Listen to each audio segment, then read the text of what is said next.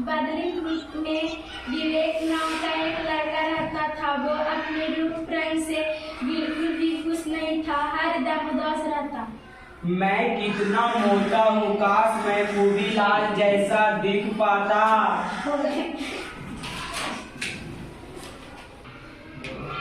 खूबीलाल एक महावत था। वो एकदम फिल्मी हीरो जैसा दिखता था। लंबा कद, लहराते बाल और कसरती बदन। खूबीलाल हाथी पर बच्चों को बैठाकर बदरीपुर घुमाता और पैसा कमाता। खूबीलाल हाथी को चराने ले गया, उसके विवेक के खेत में छोड़ जाता, जहाँ हाथी दिन भर चरता और शाम को लौट आता। ये हाथी, मेरे हाथी को अच्छे से चराना। खुद की तुलना खूबीलाल से करते करते विवेक और उदास रहने लगा। विवेक अच्छा करने लगा कि काश वो भी खूबीलाल जैसा दिखता। मैं खूबीलाल जैसा दिखता तो वो मुझे कभी हाथी नहीं कहता। वो अच्छा दिखता तो इसलिए सब उसे पसंद करते हैं और वो खुश रहता है। एक दिन खूबीलाल रोता हुआ आदि पुल के पास आता है। क्या हुआ खूबीलाल, क्यों रो रहा है? मेरा हाथी गुम हो गया। क्या, कैसे गुम हो गया? मैं रोज हाथी के खेत में अपने हाथी को छोड़कर आता हूँ। हाथी के खेत में?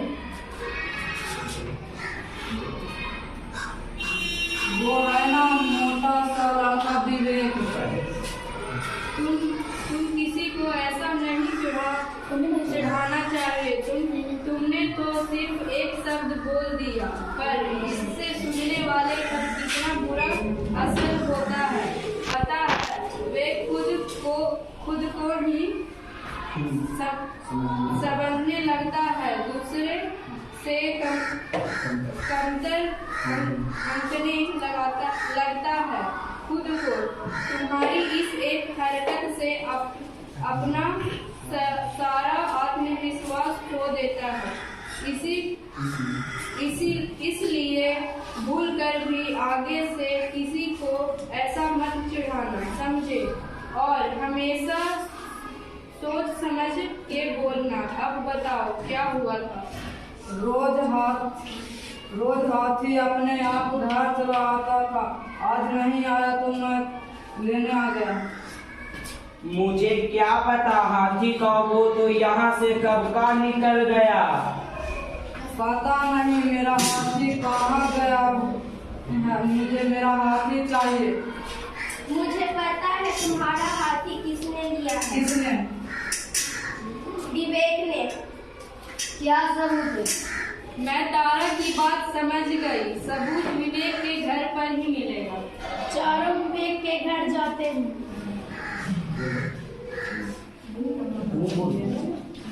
वो रहा हाथी। उसका नाम विवेक है, उसे हाथी मत कहो। मुझे पक्का यकीन है हाथी की बुद्धि यही सूझेगी। चलो उससे बात करते हैं। क्या चाहिए, यहाँ क्यों आए हो?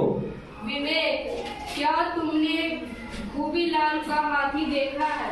मुझे कुछ नहीं पता। घबराओ मत, जितना पता है उतना बता दो। विवेक तेजी से भागने लगता है। किट्टी, अदरक उसको दौड़कर पकड़ते हैं। भाग क्यों रहे हो?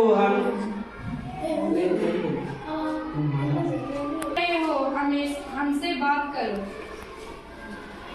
देखो खूबीलाल की बॉडी और बाल कितने अच्छे हैं। तुम्हें नहीं पता कि मुझे कैसा लगता है जब वो मुझे हाथी बुलाता है। ऐसा में मैं अपनी तुलना खूबीलाल से कैसे न करूं। मैं तो उसके जैसा गोर भी नहीं हूँ, अदरक जैसा सांवला हूँ। मैंने खूबीलाल जैसा दिखने की बहुत कोशिश की, पाउडर लगाया, जेल लगाया, बाल सेट किया, फिर भी वैसा नहीं बन पाया। खूबीलाल ने मेरे जले पर नमक छिड़कने का काम किया, मुझे हाथी कहकर चिढ़ाया। विवेक की बात सुनकर किट्टी अदरक भी उदास हो जाते हैं। किसी को ऐसा चिढ़ाना गलत है, ऐसा बिल्कुल नहीं करना चाहिए था खूबीलाल को। मैं खूबीलाल जैसा न दिख पाने के कारण खुश नहीं रह सकता, तो उसको तो अपने जैसा उदास बना सकता हूँ।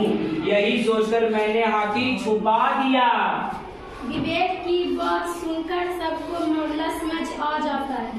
तो ये बात है। पर विवेक, तुम खूबीलाल जैसा नहीं दिखते तो उसमें उदास होने की क्या बात है? मैं सांवला हूँ, मैं भी कभी कभी अपनी तुलना दूसरे से करता हूँ, क्योंकि यह आम बात है, ऐसा सभी करते हैं। लेकिन अपने आप को रोक कर याद दिलाता हूँ कि हर एक इंसान अपने आप में खास है और उसके बाद मुझे बुरा नहीं लगता है। मैं चश्मा लगाती हूँ पर किट्टी नहीं लगाती है, क्योंकि सोच की मुझे किट्टी जैसा दिखना है। मैं तारा हूँ और मैं तारा ऐसी ही अच्छी है, किसी के जैसे नहीं, बस किट्टी जैसी।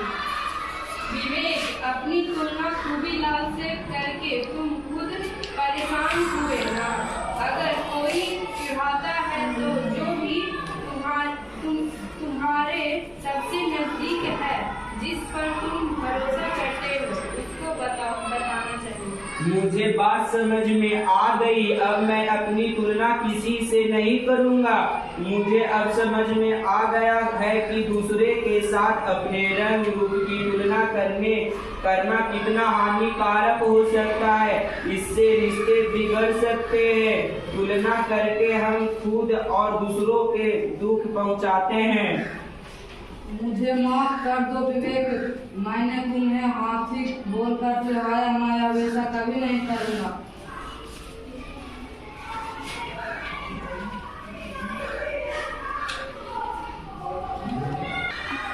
अब ये तो बता दे, हाथी कहाँ है?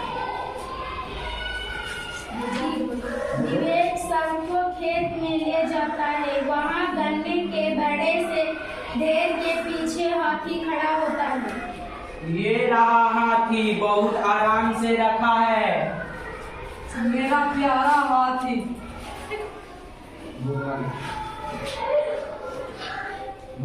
अगले दिन फिर से बदली फूल के बच्चे हाथी पर घूमने लगे। तारा, तुम्हें कैसे पता चला कि हाथी को इसी ने गायब किया? जब खूबीलाल ने कहा कि वे हाथी के खेत में हाथी को चराने ले जाता है, मेरा माथा ठंडा। मुझे लगा मामला जरूर नुक्सा है। खुद की तुलना दूसरों के रंग रूप कटी से करने को नुकसान ही नुकसान है। खुद का आत्मविश्वास कमजोर होता है और हम खुद को दूसरे से कम समझने लगते हैं। हर एक अपने आप में खास है। सब में कोई न कोई ऐसा गुण है जो उसे दूसरों से अलग बनाता है। इसीलिए ना तो खुद की तुलना किसी से करनी है और ना खुद किसी को दिखाना है। ये बात बदलीपुर को आज अंधुपुर ने समझा ही दिया।